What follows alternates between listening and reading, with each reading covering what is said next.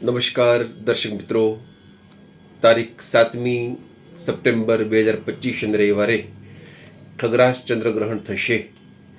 આપણા ગુજરાતના સમય પ્રમાણે રાત્રે 9:57 ગ્રહણનો સ્પર્શ થશે અને મોડી રાત્રે 1:26 એનો મોક્ષ થવાનો છે.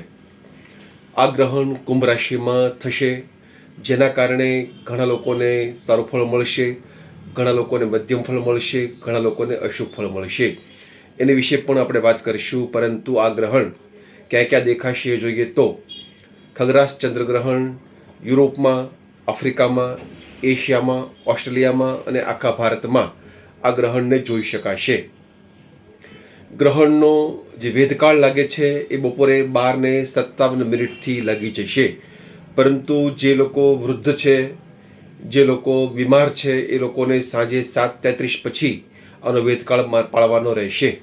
વેદકાળની અંદર કશું ખાઈ શકાતું નથી, પી શકાતું નથી, ઈશ્વરનું સ્મરણ કરવાનું હોય છે.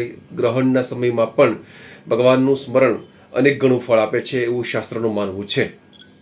હવે જોઈએ કોને કેવું ફળ આપશે. તો સૌથી પહેલાં જોઈએ કોને કોને ઉત્તમ ફળ મળવાનું છે.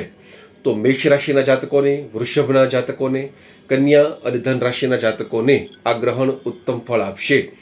જ્યારે મિથુન, સિંહ, તુલા અને મકર રાશિના જાતકોને થોડું મધ્યમ ફળ મળશે. જ્યારે કર્ક, વૃશ્ચિક, કુંભ અને મીન રાશિના જાતકોને નેષ્ટ એટલે કે અશુભ ફળ મળશે. આ ગ્રહણની અસરો પૃથ્વી ઉપર થશે, 100% દરેક લોકોને થશે. આવા જ વિડીયો જોવા માટે તમે મારી ચેનલને, મારા પેજને ફોલો કરી લેશો.